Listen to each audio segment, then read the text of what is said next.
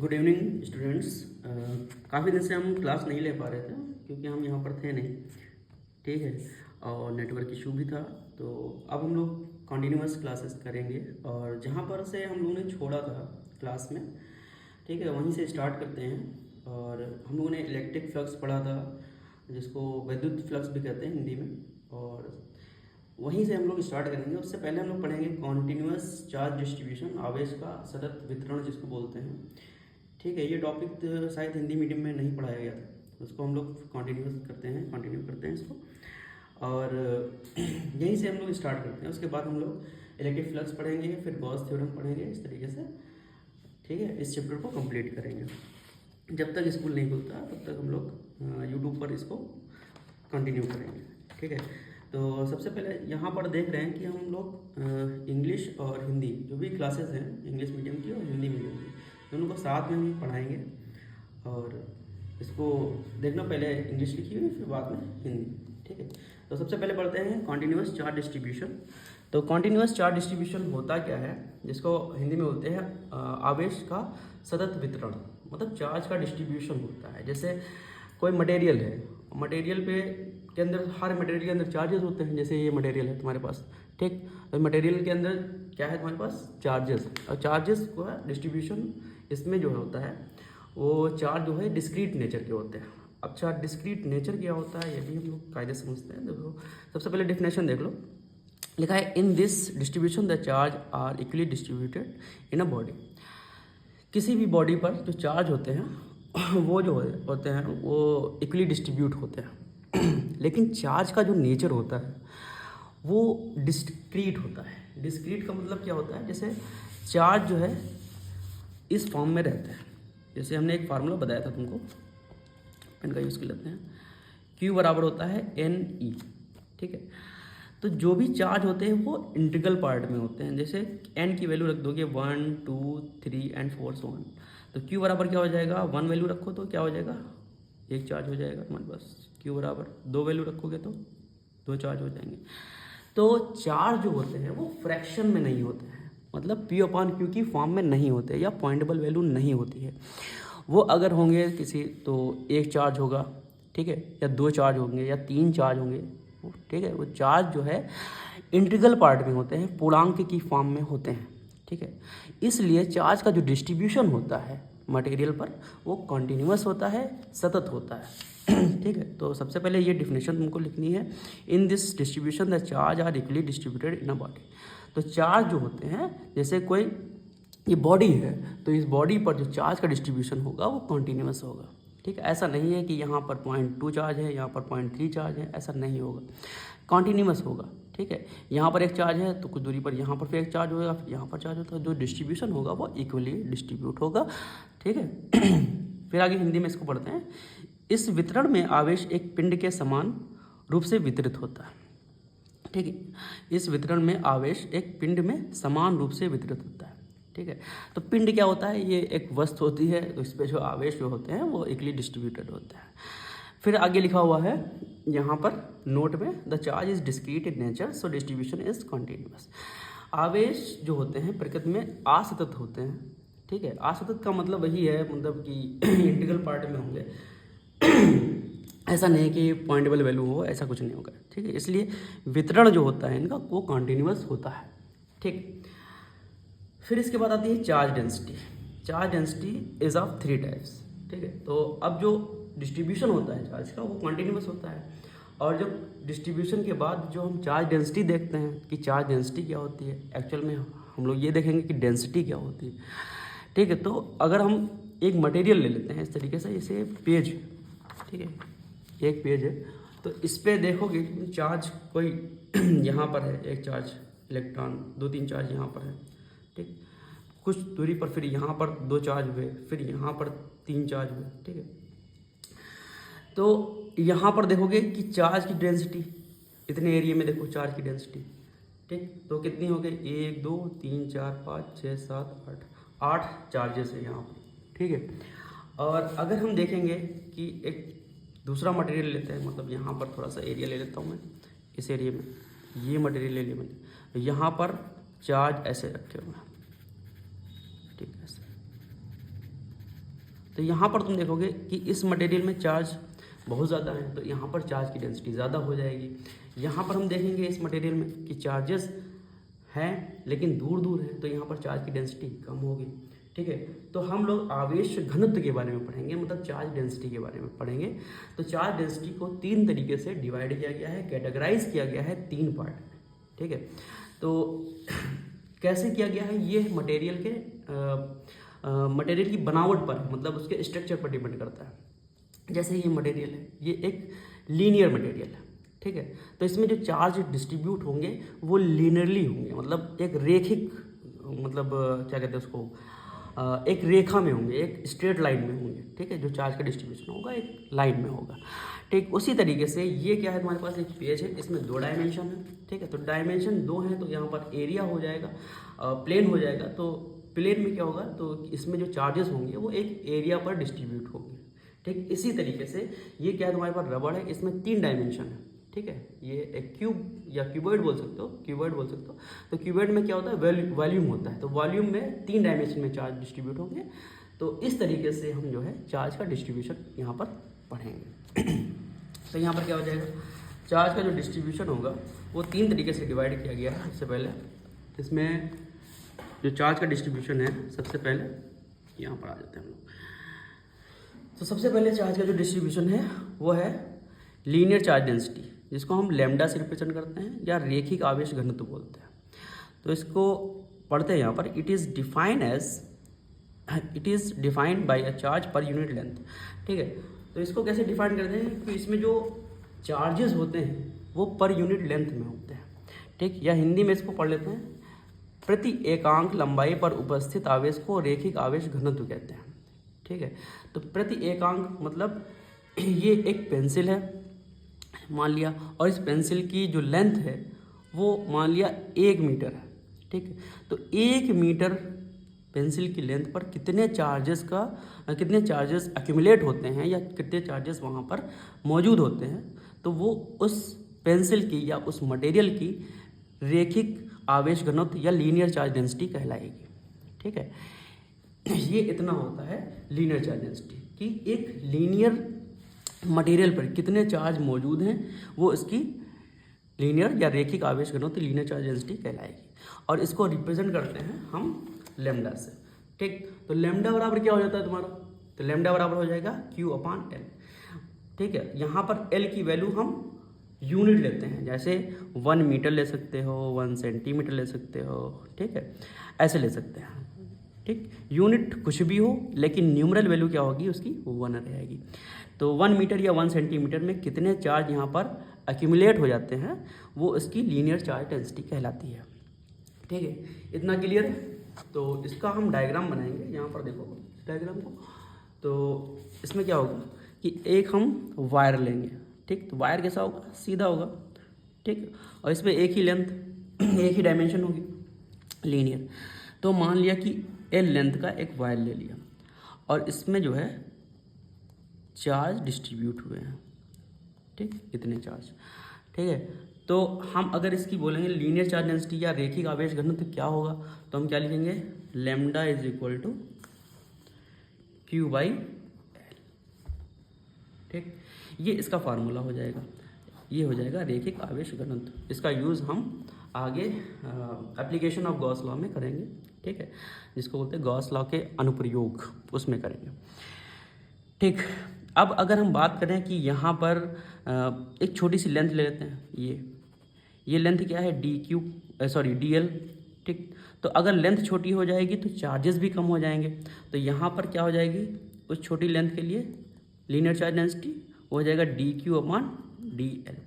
D क्या है, इसमें एक छोटा अमाउंट है चार्ज का। ठीक है, और यहाँ पर डी क्या है, ये लेंथ का छोटा अमाउंट है, तो क्या हो जाएगा dQ/dL। तो लैम्डा बराबर हो जाएगा dQ/dL। ठीक, तो ये छोटे पार्ट में लीनियर चार्ज डेंसिटी कैसे लिखोगे, लैम्डा बराबर dQ/dL।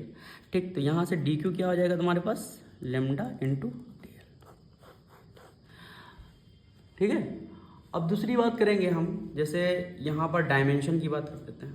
डायमेंशन क्या होता है इसका, तो डायमेंशन कैसे निकालेंगे, देखोगे dimension of linear charge density, ठीक। तो डायमेंशन के लिए हमको पता क्या होना चाहिए, फार्मूला पता होना चाहिए। तो होता क्या है, चार्ज अपॉन लेंथ, ठीक। तो डायमेंशन के लिए हम क्या करते हैं, एक ब्रैकेट बनाते हैं, इसमें लेमडा लिखेंगे, तो यहाँ पर चार्ज के लिए डायग्राम वो ब्रैकेट बनाएंगे और यहाँ पर एल को एक ब्रैकेट में बंद करेंगे।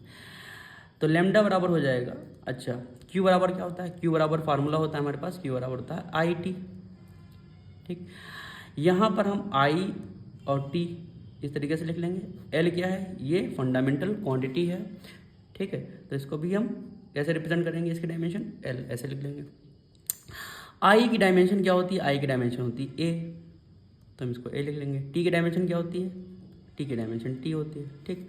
तो लेमडा बराबर क्या हो जाएगा, ए टी अपॉन एल, ठीक है। तो लेमडा बराबर हो जाएगा इसकी dimension A T L inverse. तो ये डायमेंशन आ जाएगी किसकी, लीनियर चार्ज डेंसिटी की। इसको तुम लोग ऐसे ही लिख लेना। उसके बाद अगर हम बात करेंगे कि यूनिट क्या होती है, या मात्रक क्या होता है, यूनिट ऑफ लेमडा या मात्रक क्या बोलते हैं इसको, लेमडा का मात्रक, हिंदी में तो ये बोलेंगे ना, ये हो जाएगा क्यू अपॉन एल, ठीक है। अगर हमको फार्मूला पता है तो डायमेंशन और मात्रक यूनिट सब निकल आएगा तुम्हारा। तो ये होता है कूलाम, ठीक। चार्ज की यूनिट क्या होती है, कूलाम, और लेंथ की मीटर, ठीक। तो सी अपॉन क्या लिख दोगे, ये इसकी यूनिट हो जाएगी, ठीक है। हाँ, अब इसका सेकंड पॉइंट हम लोग पढ़ेंगे सरफेस चार्ज डेंसिटी, जिसको हिंदी में बोलते हैं पृष्ठ आवेश घनत्व, ठीक है। तो इसकी डेफिनेशन सबसे पहले पढ़ते हैं। It is define by charge per unit area, और हिंदी में इसको पढ़ते हैं पृष्ठ के प्रति एकांक क्षेत्रफल पर उपस्थित आवेश को पृष्ठ आवेश घनत्व कहते हैं, ठीक है। इसे सिग्मा से प्रदर्शित करते हैं, ठीक। अब जैसे इसको कैसे समझोगे कि ये हमारे पास एक पेपर है, अब इसको पेपर को हमें फोल्ड कर देते हैं, ठीक। ये पेपर है हमारे पास इस तरीके से, इस पेपर को हमने फोल्ड कर लिया, ठीक है। तो फोल्ड करके इस पर कितने डायमेंशन है अभी देखोगे ना, इसकी थिकनेस बहुत ज़्यादा कम है, ठीक। तो हमारे पास डायमेंशन कितनी है, एक है हमारे पास ब्रेड्थ और एक पर हमारे पास लेंथ, ठीक है। लेंथ और ब्रेड्थ मिला के क्या बनता है, हमारे पास एरिया बन जाता है। तो इस एरिया में जितने भी चार्जेस होंगे, ठीक है, तो वो इस मटेरियल की सरफेस चार्ज डेंसिटी कहलाएगी या पृष्ठ आवेश घनत्व कहलाएगा, ठीक है। इतनी बात समझ में आई। तो इसी तरीके से हम डायग्राम में देखेंगे। सबसे पहले हम फार्मूला देखेंगे। सब फार्मूला क्या है, सरफेस चार्ज डेंसिटी यानी कि पृष्ठ आवेश घनत्व, जिसको हम सिग्मा से रिप्रेजेंट करते हैं, और ये होता है चार्ज अपॉन एरिया। तो मान लो ये तुम्हारे पास एरिया है, ठीक। इसमें क्या है, हमारे पास ब्रेड्थ है और ये हमारे पास लेंथ है। दोनों को मल्टीप्लाई किया तो क्या बनना, ब्रेड्थ इंटू लेंथ, यानी कि एरिया बन जाएगा हमारे पास। और इस एरिया में जितने भी चार्जेस का डिस्ट्रीब्यूशन होगा वो कहलाएगा सरफेस चार्ज डेंसिटी यानी कि पृष्ठ आवेश घनत्व, ठीक। अब यहाँ पर देखो इसका फार्मूला हो जाएगा सिग्मा बराबर क्यू अपॉन ए। और लीनियर चार्ज डेंसिटी क्या थी इससे पहले, वो था लेमडा। लेमडा बराबर क्या था, क्यू अपॉन एल, यानी कि लेंथ में जितने भी चार्ज थे वो तुम्हारे क्या थे, तुम्हारे वो लीनियर चार्ज डेंसिटी यानी कि रैखिक आवेश घनत्व का था। अब यहाँ पर सरफेस चार्ज डेंसिटी यानी कि पृष्ठ आवेश घनत्व क्या होगा, सिग्मा। सिग्मा बराबर होगा क्यू अपॉन ए, ठीक। अब छोटा सा पार्ट अगर हम इसका ले लें, अंदर का छोटा सा पार्ट ले लेते हैं, डी ए ले लेते हैं इस एरिया में।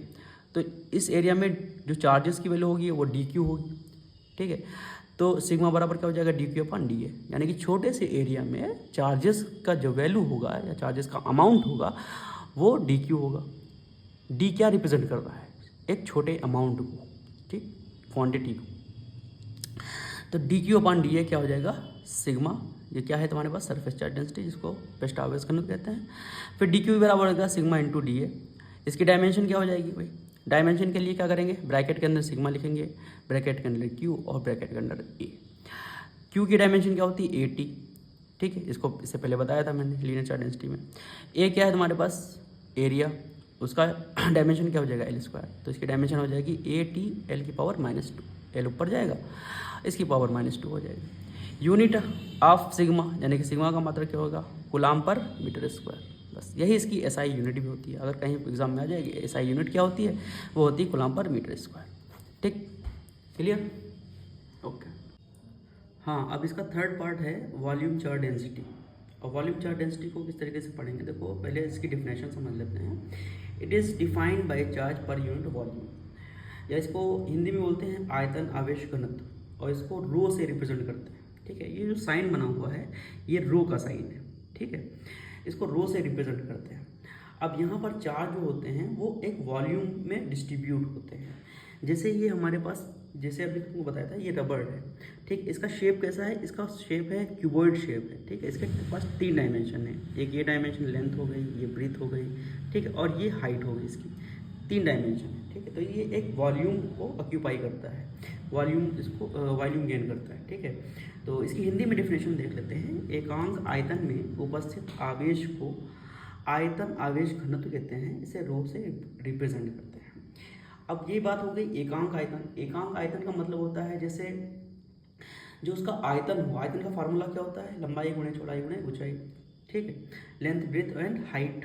ठीक है, अब लेंथ तुम्हारी भी 1 मीटर हो, हाइट भी 1 मीटर हो, ठीक है, और ब्रेथ भी तुम्हारी 1 मीटर हो, तो वॉल्यूम क्या बन जाएगा, 1 मीटर क्यूब बन जाएगा। यानी कि यूनिट कुछ भी हो, सेंटीमीटर हो, मीटर हो, ठीक है, पिकोमीटर हो, कुछ भी हो सकता है, यूनिट कुछ भी हो, लेकिन उसकी न्यूमरल वैल्यू 1 ही होनी चाहिए। तो एकांक आयतन में जितना भी आवेश हो तो उस मटेरियल का क्या कहलाएगा, आयतन आवेश घनत्व कहलाएगा। यहाँ पर आयतन की बात हो रही है, ना कि पृष्ठ की बात हो रही है, ना कि लेंथ की बात हो रही है, मतलब ना कि लीनियर हो रहा है, लीनियर मटेरियल की बात हो रही है, ना तो एरिया की बात हो रही है, सिर्फ यहाँ पर आयतन की बात हो रही है। इसमें 3 डायमेंशन होंगी, और तीनों डायमेंशन में जितना भी आवेश होगा वो उस मटेरियल का क्या बोलते हैं, आयतन आवेश घनत्व कहलाएगा, या इसको बोलते हैं वॉल्यूम चार्ज डेंसिटी। इसका फार्मूला होता है वॉल्यूम चार्ज डेंसिटी का चार्ज अपॉन वॉल्यूम, या क्यू अपॉन वी। ठीक है, तो वॉल्यूम चार्ज डेंसिटी को रो से प्रेजेंट करते हैं, तो रो बराबर हो जाएगा क्यू अपॉन वी। ठीक, इसका हम डायग्राम बनाते हैं, तो डायग्राम कैसा बनेगा, इसमें देखो एक क्यूबॉइड बना देता हूँ मैं इस तरीके से, ये ठीक इस तरीके से क्यूबॉइड बना दो या क्यूब बना दो। वॉल्यूम होना चाहिए, मटेरियल में वॉल्यूम होना चाहिए, जैसे लेंथ हो गई, ये ब्रेथ हो गई, और ये हाइट हो गई, और इन सब में क्या फैला हुआ है, इसमें आवेश, जिसको चार्ज बोलते हैं इंग्लिश में, वो चार्ज ऐसे डिस्ट्रीब्यूटेड है। ठीक है, अब हमने क्या ले लिया, एल ले लिया 1 मीटर, डी भी ले लिया 1 मीटर, एच भी ले लिया 1 मीटर, तो ये क्या बन गया, एकांक आयतन बन गया, यानी कि यूनिट वॉल्यूम बन गया। ठीक, इस यूनिट वॉल्यूम में जितने भी चार्जेस होंगे वो इस मटेरियल के लिए वॉल्यूम चार्ज डेंसिटी कहलाएगा। ठीक है, अब इसका मटेरियल हम छोटा सा आयतन ले लें, अगर छोटा से आयतन में, यानी कि डीवी आयतन में, तो डीवी आयतन में इसके अंदर जो चार्जेस होंगे वो डी क्यू होंगे। ठीक, डी क्या होता है, छोटा सा अमाउंट होता है, उसको रिप्रेजेंट करता है, तो रो बराबर हो जाएगा D Q upon D V, तो डी क्यू बराबर हो जाएगा रो इंटू डी वी। ठीक, अच्छा, इन सब का यूज़ का डी क्यों यूज़ कर रहे हैं, ये सब का यूज़ हम आगे गॉस थ्योरम में यूज़ करेंगे इसका। ठीक है, अब ये क्या होता है, रो, तो रो की डायमेंशन, ये जो सिंबल बना हुआ है, ब्रैकेट बना हुआ है, ये डायमेंशन के लिए बनाया जाता है एक्चुअल में। तो डायमेंशन अगर हमको निकालना हो तो वहाँ पर हम क्या यूज़ करेंगे, हम ये सिंबल यूज़ कर लेंगे। ठीक, ये सिंबल तुमको दिख रहा होगा। तो ब्रैकेट के अंदर रो का मतलब होता है डायमेंशन ऑफ रो। रो की डायमेंशन क्या हो जाएगी, जो डायमेंशन क्यू की होगी और जो डायमेंशन वी की होगी, तो इसको भी ब्रैकेट में बंद कर लेते हैं। तो क्यू की जो डायमेंशन होती है वो 80 होती है। ठीक है, क्योंकि क्यू बराबर क्या होता है, आई इंटू टी। आई क्या है, तुम्हारे पास एम्पियर करंट है, और इसकी फंडामेंटल क्वांटिटी का डायमेंशन होता है ए, और ये होता है, ये भी फंडामेंटल क्वांटिटी टाइम, तो 80 हो जाता है। तो 80 अपॉन एल क्यूब, ये एल क्यूब ऊपर आएगा, माइनस का हो जाएगा, तो रो का डायमेंशन हो जाएगा 80 एल की पावर -3। यूनिट ऑफ रो क्या होता है, यूनिट ऑफ रो जो है तुम्हारे पास वो होता है कूलम पर मीटर क्यूब, क्योंकि एल क्या है, एल क्यूब क्या है, ये वॉल्यूम है, और वॉल्यूम का जो यूनिट होता है, मात्रक होता है, वो मीटर क्यूब होता है। ठीक है, ऐसा ही यूनिट सिस्टम में अगर जाएंगे तो वहाँ पर मीटर क्यूब होता है। रो का मात्रक हो जाएगा कूलम पर मीटर क्यूब, तो इसकी एसआई यूनिट क्या हो जाएगी, कूलम पर मीटर क्यूब। ठीक है, एसआई यूनिट सिस्टम में हम जब भी डायमेंशन लेंथ लेते हैं या कोई भी डायमेंशन लेते हैं वो मीटर में लेते हैं, ध्यान रखना। अगर लेंथ है, ब्रेथ है या हाइट है, वो मीटर में लेंगे, इसलिए कूलम पर मीटर क्यूब हो जाएगा। ओके।